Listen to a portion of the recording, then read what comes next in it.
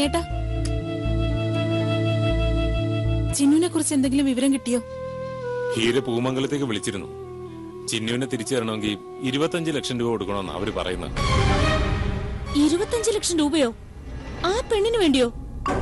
എന്നിട്ട് പൈസ കൊടുക്കാമെന്ന് അവര് സമ്മതിച്ചോ? 25 ലക്ഷം രൂപ പോയാലും സാരമില്ല, ചിന്നുവിനെ തിരിച്ചു കിട്ടുമല്ലോ. ഞാൻ അറിഞ്ഞിടത്തോളം പണത്തിന്റെ കാര്യത്തിൽ ഇതുവരെ തീരുമാനമൊന്നും ആയിട്ടില്ല. ഇതത്ര ചെറിയ തുകയൊന്നും അല്ലല്ലോ. അവിടെ അനുവും ശരത്തും പ്രകാശും ഒക്കെ പൈസ ഒപ്പിക്കാനുള്ള ഓട്ടത്തിലാണ്. വിനയേട്ടൻ ഈ കാര്യങ്ങളൊക്കെ എങ്ങനെ അറിഞ്ഞു? അറിയാൻ ആഗ്രഹമുണ്ടെങ്കിൽ അറിയേണ്ടതൊക്കെ നമുക്കറിയാൻ പറ്റും. ശരത്തിനെ ഞാൻ വിളിച്ചിരുന്നു, അപ്പോഴാ ഇതൊക്കെ അറിഞ്ഞത്. അവർ 25 ലക്ഷം ഒപ്പിക്കോ കൊടുക്കോ എന്താന്ന് വെച്ചാ ചേട്ടെ, നമ്മൾ അതിലൊന്നും തലയിടാൻ പോണ്ട. 50,000 രൂപ ശ്രീറാമിന്റെ കയ്യിൽ നിന്ന് ചിന്നുവിന്റെ പേര് കിട്ടുമെന്ന് അറിഞ്ഞപ്പോ നിനക്ക് അവള് പ്രിയപ്പെട്ടവളായിരുന്നു. ചെയ്ത തെറ്റിനൊക്കെ മാപ്പ് പറയാൻ വരെ നീ തയ്യാറായി. പക്ഷെ അവക്ക് വേണ്ടി 25 ലക്ഷത്തിൽ ഒരു ഷെയർ കൊടുക്കേണ്ടി വരുമെന്ന് അറിഞ്ഞപ്പോ ആ ഇഷ്ടമൊക്കെ പോയോ? എടി, നിന്നെ പോലെ സാഹചര്യങ്ങൾക്കനുസരിച്ച് സ്വഭാവം മാറ്റാനൊന്നും എനിക്കറിയത്തില്ല. ഞാൻ എന്റെ റണ്ണറായിട്ട് തന്നെയാ കാണുന്നത്. ഓഹോ, അപ്പോ ഇവിടുന്ന് പൈസ എടുത്തു കൊടുക്കാനാണോ വിനയേട്ടന്റെ ഉദ്ദേശം? ആ, അങ്ങനെ തന്നെയാണ് എന്റെ ഉദ്ദേശമെങ്കിലും. അമ്മ ഒന്നിങ്ങോട്ട് വന്നേ. വിനയ, എന്തു ഒരു കാര്യം ഞാൻ പറഞ്ഞേക്കാം. ചിന്നുവിന്റെ പ്രശ്നം സോൾവ് ചെയ്യേണ്ടത് എങ്ങനെയാണെന്ന് പൂമംഗലത്തുകാരങ്ങ് ആലോചിച്ചാ മതി. ആ പെണ്ണിന്റെ കാര്യത്തിന് വിനയേട്ടന് 1 രൂപ ചെലവാക്കാൻ ഞാൻ സമ്മതിക്കില്ല.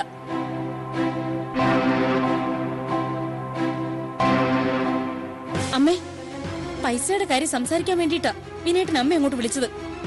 വിനയേട്ടൻ ഇനി എന്തൊക്കെ പറഞ്ഞാലും പണം കൊടുക്കാന്ന് അമ്മ സമ്മതിക്കരുത്.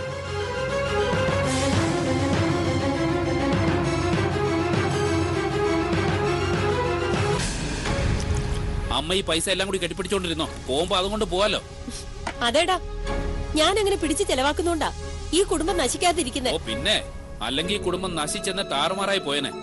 അമ്മേ, 3 നേരം അമ്മ ഗുരുവായൂരപ്പന് വിളക്ക് കത്തിക്കുന്നുണ്ടല്ലോ. ഒരു നല്ല കാര്യം ചെയ്യാൻ വേണ്ടി ഗുരുവായൂരപ്പൻ തന്നെ ഒരു അവസരം തന്നു. അതാ അമ്മ നഷ്ടപ്പെടുത്തുന്നത്. നീ എന്തിനാണ് ഇപ്പൊ ഗുരുവായൂരപ്പന്റെ കാര്യം പറയുന്നത്? ഏട്ടത്തിയുടെ മനസ്സ് മാറ്റാനാണോ? അപ്പച്ചി മിണ്ടിപ്പോരുത്. നിന്റെ അപ്പച്ചിയോട് ഇങ്ങനെ സംസാരിക്കുന്നേ? എനിക്കിപ്പോ ഇങ്ങനെ സംസാരിക്കാൻ പറ്റുമേ? ഈ അപ്പച്ചി ഒരാളാ. അമ്മ ഓരോന്ന് പറഞ്ഞ് പിരിയേറ്റിക്കൊണ്ടിരിക്കുന്നേ. എനിക്ക് നന്നായിട്ട് അറിയാൻ ചെയ്യാം. കണ്ടോ ഏട്ടത്തി, ഇവൻ എന്നെ കുറ്റപ്പെടുത്തുന്നത് കണ്ടോ? അംബിക എന്നോടൊന്നും പറഞ്ഞിട്ടില്ല. എടാ പ്രകാശേ, നീ ഒരു കാര്യം മനസ്സിലാക്ക്. നിന്റെ അച്ഛന്റെ സമ്പാദ്യമൊക്കെ എന്റെ പേരിൽ ഡെപ്പോസിറ്റ് ചെയ്തിരിക്കുന്നെ. പൊന്നൂനെയും അപ്പൂനെയും ചന്തുവിനെയും നോമിനിയാക്കി വെച്ചിരിക്ക. അതിൽ നിന്ന് ഏതാ എടുക്കാൻ പറ്റാന്ന് എന്റെ മോനൊന്ന് പറഞ്ഞതാ. അമ്മേ, എല്ലാത്തിനും കുറച്ച് വീതമെങ്കിലും എടുക്കാലോ. ഇല്ല, അത് നടക്കില്ല. അമ്മേ, ഞാൻ പറയുന്ന അമ്മ കേക്ക്. ചിന്നുവിന്റെ ആവശ്യത്തിന് കൊടുക്കുന്ന കാര്യം അമ്മ വിട്ടേക്ക്. കുറച്ച് പൈസ എനിക്ക് അമ്മ കടമായിട്ട് താ. നടക്കില്ല. എങ്കിൽ ഒരു കാര്യം ചെയ്യും, ചന്തുവിന്റെ ഷെയറെങ്കിലും എനിക്ക് താ. അതെങ്ങനെയാടാ? ചന്തുവിന്റെ ഷെയറിന്റെ അവകാശം അവനല്ലേ? ഞാൻ അവന്റെ അച്ഛനാണല്ലോ. എനിക്കപ്പോ ആ പണം എടുക്കാം. എന്റെ ഏട്ടത്തി, ഇവനെന്ത് ഭ്രാന്ത് പിടിച്ചോ? ഇവ സ്വന്തം മോനെ വഴിയാധാരാക്കിട്ട് അടങ്ങും. നീ ഒന്ന് അടങ്ങമ്പിയെ. ഇവൻ ചോദിച്ച ഉടനെ ചന്തുവിന്റെ ഷെയർ എടുത്ത് ഞാനങ്ങ് കൊടുക്കുക. അപ്പോ അമ്മ എനിക്ക് പണം തരില്ലല്ലേ? ഡാ, ഇല്ലാന്ന് ഞാൻ പറഞ്ഞു കഴിഞ്ഞു. ശരി, എങ്കിൽ എന്നെ കൊണ്ടാവുന്നത്ര പൈസ ഞാൻ അവക്ക് വേണ്ടി അറേഞ്ച് ചെയ്തോളാം. പിന്നെ ചന്തുവിന് വേണ്ടി ഞാനൊന്നും കരുതി വെച്ചില്ലെന്ന് കുറ്റം പറയാൻ വന്നേക്കരുത്. അവന് വേണ്ടി ഞാൻ ഉണ്ടാക്കി വെച്ചതെല്ലാം ചിന്നുവിന് വേണ്ടി ചെലവാക്കും. പ്രകാശേ, ഏട്ടത്തി, അവൻ പറഞ്ഞിട്ട് പോയത് കേട്ടോ?